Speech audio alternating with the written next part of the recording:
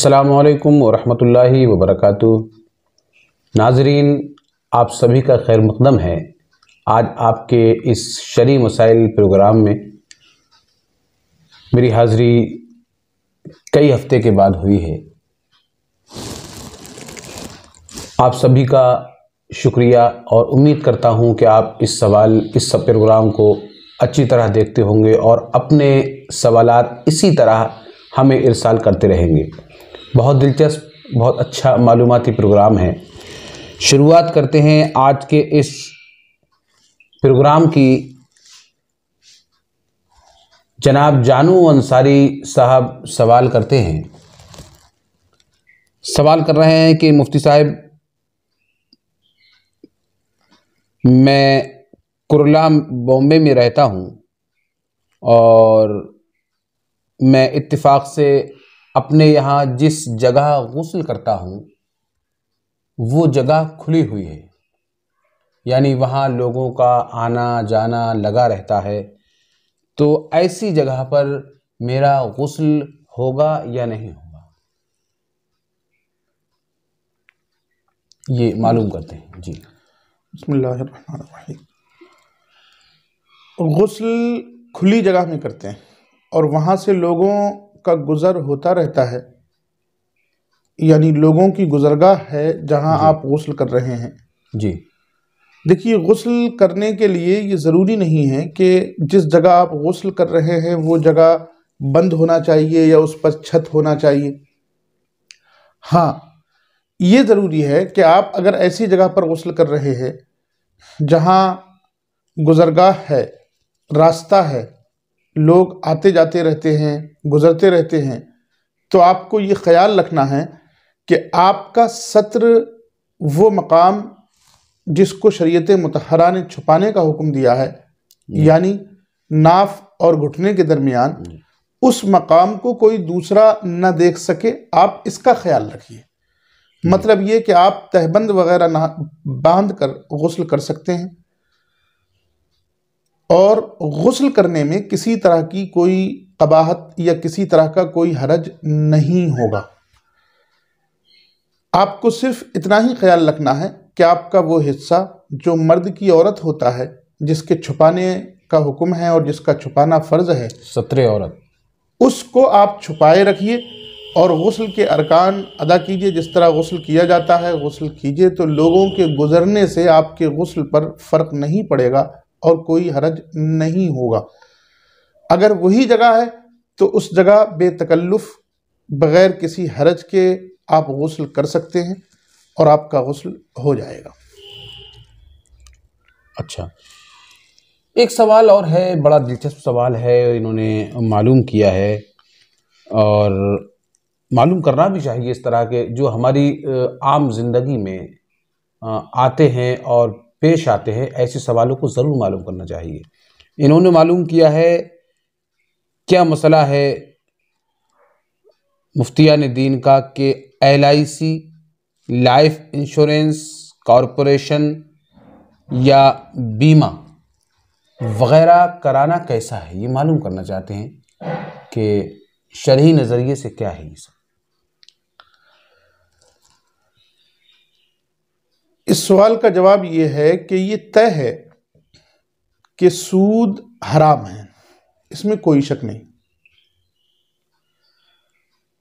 और ये भी तय है कि हम किसी को कोई कर्ज दें और उस कर्ज के लौटाते वक्त हम मुआहदा करें या मुआहदा न करें, लेकिन हमें बिला किसी इवज़ के कोई फ़ायदा मिल रहा है तो वो हराम है। लेकिन हम जो बीमा कराते हैं, शायद इसकी सूरत कुछ मुख्तलिफ है। हालांकि बहुत से फ़ुक़हा किराम ने इसको नाजायज़ व हराम लिखा है और हराम के दायरे में रखा है, मगर इसकी सूरत उस कर्ज से अलग है और इसकी सूरत ये नहीं है कि हम जो उसको दे रहे हैं वो कर्ज है या वो हमसे कर्ज बतौर ले रहा है और फिर हमें बढ़ा कर दे रहा है जी। और ये भी नहीं है कि हम ये कह सकें कि ये एक ऐसा कर्ज है जिससे हमें फायदा हासिल हुआ बगैर किसी इवज के। हमें पहले ये समझना होगा कि इसकी हैसियत क्या है। जी। इस तरह की जितनी स्कीमें होती हैं या इस तरह के जितने प्लान होते हैं, उन सब की अलग अलग हैसियतें होती हैं और सबकी अलग अलग तफसीलात होती हैं। हाँ, हमारे शरई और फ़िक़ही नुक्ता नज़र से हिंदुस्तान में रहते हुए जिस तरह अपने हुकूक हासिल करने के लिए और भी बहुत सी चीज़ें जवाज़ के दायरे में आ जाती हैं, वैसे ही ये जो पॉलिसीज़ हैं या प्लान हैं, इनमें भी अगर किसी हराम काम का मुस्तहिक ना होना पड़े यूज़र को, जो शिरकत कर रहा है, जो हिस्सा ले रहा है, और हमारे यहाँ रहने वाला है, तो उसको जीवन बीमा कराना या किसी पॉलिसी में हिस्सा लेना ये जायज़ है। अच्छा। जी जी।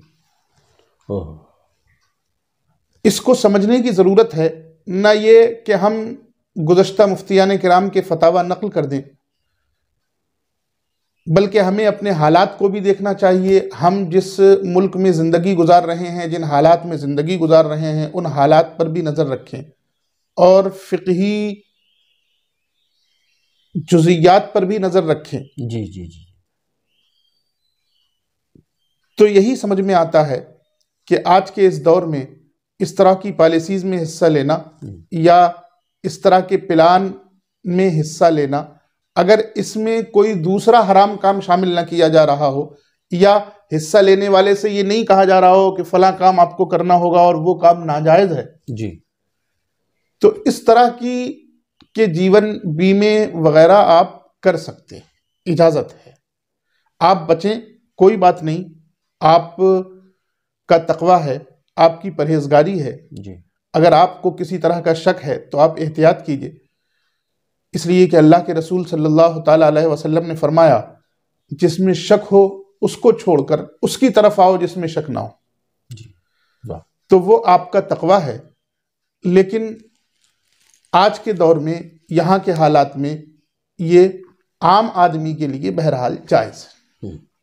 असल में हालात भी अलग होते हैं, हिंदुस्तान, पाकिस्तान या ये दौर जो चल रहा है, इसीलिए कहा हम जहाँ बैठे हुए हैं और ये पूछने वाला भी गालिबन हिंदुस्तान ही का है जी।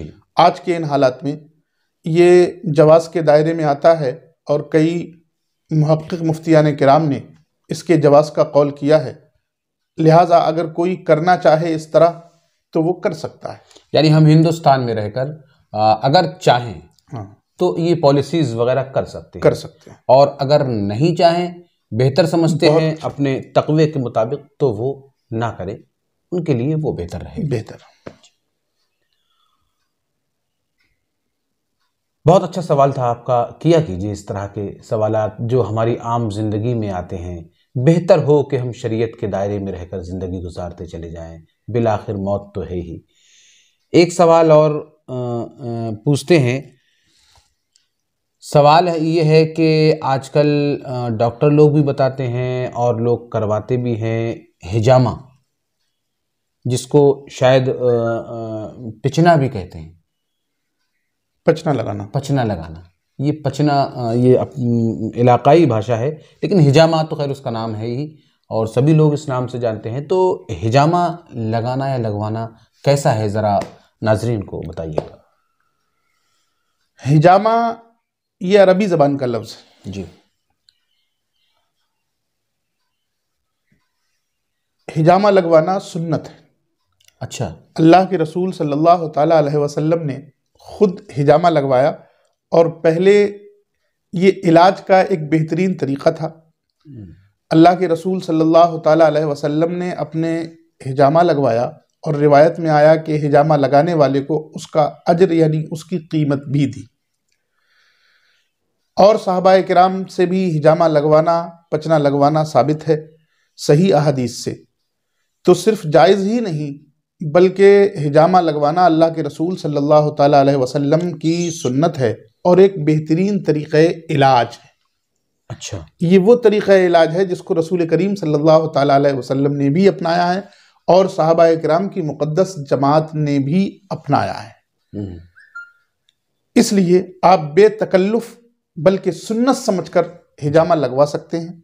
लगवाइए कि हम सुन्नत रसूल सल्लल्लाहु ताला अलैहि वसल्लम पर अमल कर रहे हैं।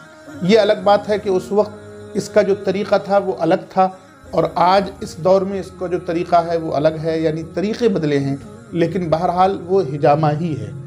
तरीक़े बदलने से हिजामा को हिजामा का नाम बदल कर या हिजामा की हकीकत नहीं बदलेगी, वो सुन्नत था।